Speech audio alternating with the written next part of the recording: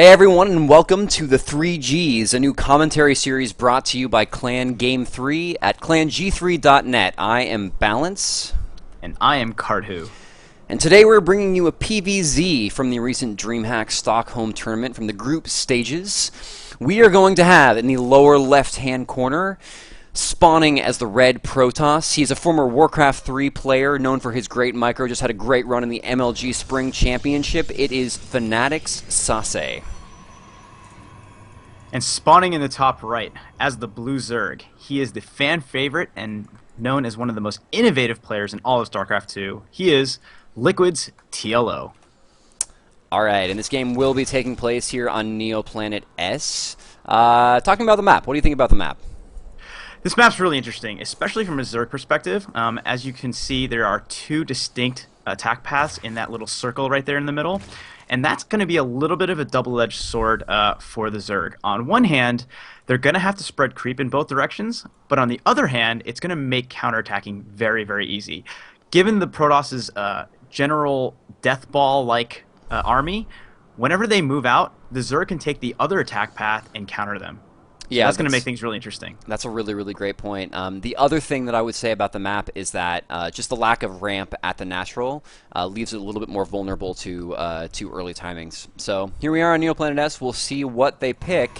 And right away, looking over at SaSe's side, we do see the gateway expansion. So he's going to follow up this early pylon with a gateway in the in the main, followed up by an assimilator. Fairly standard nowadays. We're actually seeing a lot of these gateway expansions from the Protoss players. I think Naniwa in his recent run kind of popularized this a little bit. So yeah, I think recently we've been seeing a lot of these gateway expansions and a lot of Nexus firsts. You know, the old Forge Fast expand has kind of fallen into popularity a little bit. Yeah, it makes a lot of sense that that SaSe would be copying Naniwa. They're actually very, very good friends outside of StarCraft as well. And so it looks like TLO is going to be taking a 15 hatch, which is a perfect counter, or not a perfect counter, but a perfect response to the Gateway expansion. Generally, the Forge Fast expansion is able to put a little bit of pressure on hatch first builds, but we don't see that in this game. And so I really like the fact that he's taking the 15 hatch. Yeah, the hatch first is going to put him a little bit ahead on economy. I mean, in this case, with the Gateway expansion, it's going to put him a lot ahead on economy. So a nice little opening here by TLO. Other interesting thing on SaSe's side, if we take a look at his vision for a second, he has not scouted. You know, we have a Zealot poking forward a little bit right now, but there was no early scout from him. So typically we do see the scout from the Protoss players. You know, they want to get the probe out on the map. They want to do the hatch blocking, but TLO was able to get that hatch down totally, you know, unbothered. And furthermore, SaSe doesn't really know what's up yet. So he thinks, you know, like he thinks he either has a good handle on what TLO is doing, or he thinks the Gateway expansion, you know, build is just solid enough that he can react to whatever's coming. But it leaves him open to being blindsided. So we're going to have to go ahead and have to see if TLO takes advantage of that. Yeah, really interesting transition here from TLO. It looks like he's just taken both of his gases. So in standard ZVP, generally they only take one gas. So it's going to be very interesting to see what he puts that extra extractor gas towards. Yeah, you're absolutely right. Typically speaking, you only need the one gas for the you know, quick speed or just a little bit of maybe like a few roaches, defensive roaches. But yeah, double, and now he's filling them up right away. So he has, you know, two full extractors right off the bat. This says to me, I think we might see a Roach Warren following this up, because I don't know what you would need this early gas unless he's going into some kind of crazy tech-heavy build. So right up, there it is, Roach Warren. So I think TLO might be wanting to get a little aggressive here, which is an interesting way this game might play out. All right, yeah, we look at SaSe's base, and he's got a Forge going down, so he's going for some kind of an early +1. Looks like both players want to get aggressive. Okay, we're gonna have to see. We'll have to see what happens. So how do you think this is going to play out with the Roach aggression and kind of given SaSe's opening? Well, actually, I think the Roach aggression is a really smart move on TLO's part, because typically with this Gateway expansion, we do see 3 gates here from SaSe. You know, a lot of the time it's 3 gates or 4 gates. In this case, he's chosen 3 gates with a +1. We do see this kind of early gateway pressure out from the Protoss. The Protoss is, you know, he wants to get a little bit of map presence. He wants to punish any kind of a third base that TLO is taking. But in this case, TLO is not taking a third base. Instead, he's just going to go straight for Roaches, which are very good against the Zealots and Sentries. So I think this might work out very well for TLO. But we have a little bit of an engagement, just poking with the Zerglings. A couple Zerglings go down. What do you think TLO's up to here? It looks like he's baiting out SaSe's army over to the bottom half of this arc here. Let's see if SaSe falls for it. This is going to be, wow, look at where SaSe's mothership core is. So what TLO is doing right now is he's baiting out SaSe's army on the bottom half of this map, and he's attacking on the top half of this map. And SaSe's mothership core is nowhere to be found. This is going to spell a lot of trouble. Yeah, this looks very bad for SaSe. I don't know what he was doing with that mothership core. I mean, I guess just getting a little bit of scout, but it seems like he might as well have just used the hallucination phoenix. He's not going to do any damage with that thing. And now it's way out of position, and the roaches are streaming into the main. SaSe's moving into, you know, a third that isn't even there. Wanted to maybe do some pressure on the natural, but now he's got... what? Like a whole bunch of roaches in the main. We look at the units tab. TLO has 8 roaches and 18 speedlings on the map. Is SaSe going to be able to hold it? Looks really, really bad. Yeah, and TLO is actually taking a Baneliness behind this and 0 drones. So the more this continues, the more all-in-ish this is going to be. Yeah, all in indeed. Looking at the income tab, yeah, 30 harvesters only from TLO.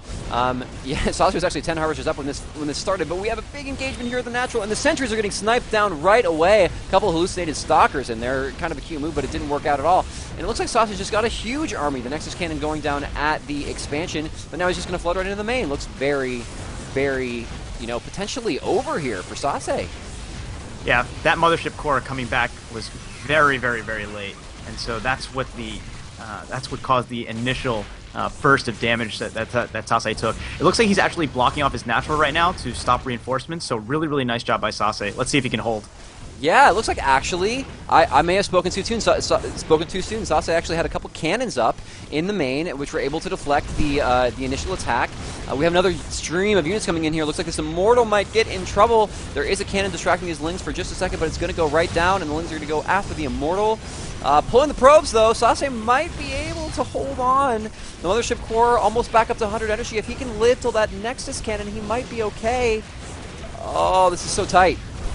Yeah, one thing interesting to note is that even though there's been a ton of aggression from TLO, SaSe's still ahead in workers. So assuming he can actually hold this, he might be in a pretty decent spot.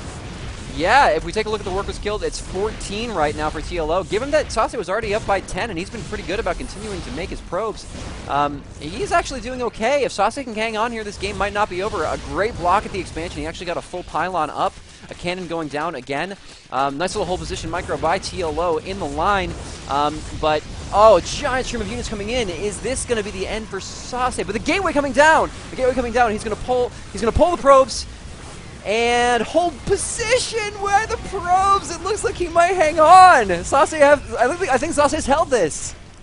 Wow, amazing micro there from SaSe. So just for all of our viewers, when probes hold position, the unit AI from the Zerg does not know what to attack. It doesn't even see the probes. It doesn't register the probes, and so what it wants to do is it wants to attack the units, but it can't reach the units. So what actually happens is the units just kind of sit there, and they look kind of dumb, for lack of a better word, and so really, really nice job by SaSe there. Yeah, way to use that whole position trick with the probes, and like it really bought him. Yeah, it kind of pushed. You know, it pushed TLO out of the base, and it, you know, was a big part of him like actually being able to stay in this game, because now if we look at it, he's only down, you know, 10 in supply. The harvester count looks pretty even. TLO's taken his third, but that's pretty normal at this, you know, if we sort of imagine this game as being 5 minutes earlier. So things look pretty even, and this game might. I have no idea how it's going to play out. It looks like SaSe's going to put down some extra gateways, and he's chronoing out Immortals. It looks like SaSe wants to follow up with a big all-in. So what do we have going on TLO's side over here? Yeah, amazingly, this game, it looks like it's almost stabilized. So it looks like TLO's getting Overlord speed. What do you think about that?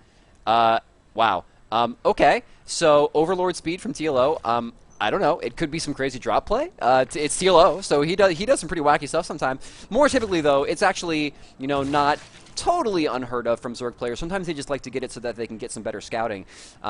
So, you know, it could be that that's all that it is, but looking at the production tab, we see a Spire halfway in production from TLO, and we have about 1,200 gas banked out. So we see, I think it's going to be a huge Muta switch coming from TLO, and this could, wow, SaSe's got to go. He's got to go right now, but he's sitting in his base.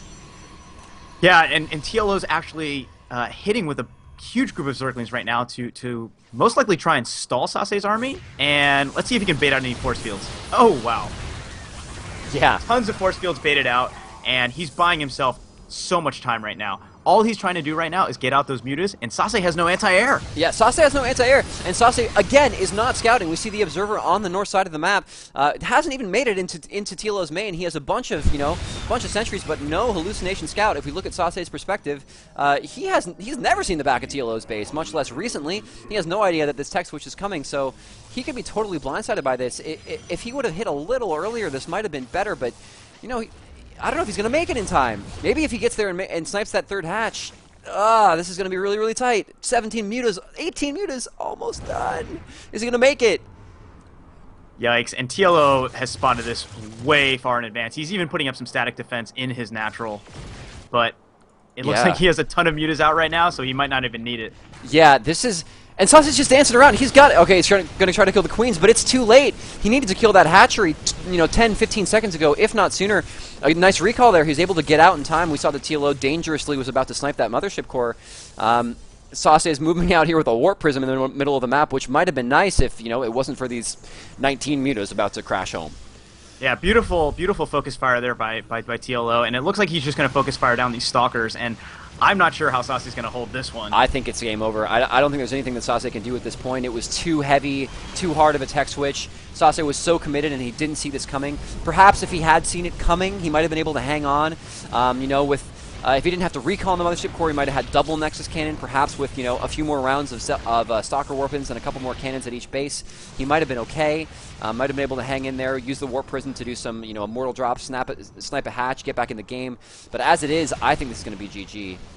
And yeah, TLO's just going to go ahead and focus down this Nexus. Yeah, there it is. What a game! So what do you think? What do you think SaSe could have done better this game? Okay. Well, as I sort of mentioned as we were talking, I mean, he suffered a little bit from the lack of scouting. I mean, his hold against that Roach Speedling all-in, or not, I guess not all-in, but close to an all-in, was nothing short of incredible. I mean, it really, he was able to hang on and keep the game pretty even on the backside of it, even. I mean, like, it's kind of mind-blowing how he was able to accomplish that against that much pressure, but he really, even as he was forcing TLO out of the base, he needed to scout. If he had scouted, he probably would have played that totally differently. He would have moved out sooner. He would have used drop play. He would have, gone for a snipe and played much more conservatively against the Muta switch. Gotten down the Twilight Council, gotten down the cannons, gotten down everything that he needed. So I think there was just a little bit of a scouting problem there on SaSe's side at the end of it. I think also he could have just moved out sooner. I think if he would have moved out sooner with the Immortal Sentry push and not been quite so scared of that Zergling pack, he might have actually been able to get enough damage in so that the mutas didn't hit so hard. But TLO played it really well. He played it really well. Yeah, TLO did a couple of really, really cool moves that I just want to make sure that everyone remembers from this game. So right before he did his Roach pressure, he sent in a pack of, 4 to 6 lings to bait out SaSe's army. Yeah. And he dragged SaSe's army pretty much almost all the way to his third. Yeah. While the roaches were attacking him. So really, really nice move. And then he used his Overlord to scout the large number of Immortals, so he knew that was coming. And then he sent another huge pack of Zerglings to buy himself another at least a minute. Yeah. By just attacking. It didn't matter that he lost those Zerglings. He just needed that time. Yeah. Yeah, absolutely. Those are really, really great points. Really great stuff for Zerg players to take note of. Also, the early Roach pressure, being able to dodge SaSe's army and get in against this Gateway expand build. Great stuff here from TLO. So, great game we have for you today. We'll wrap it up here. So, thank you guys for listening. This is the 3Gs brought to you by Clan Game 3 at clang3.net. I am Balance. And I am Cardhu. Thanks for watching, everyone. Take care. Bye-bye.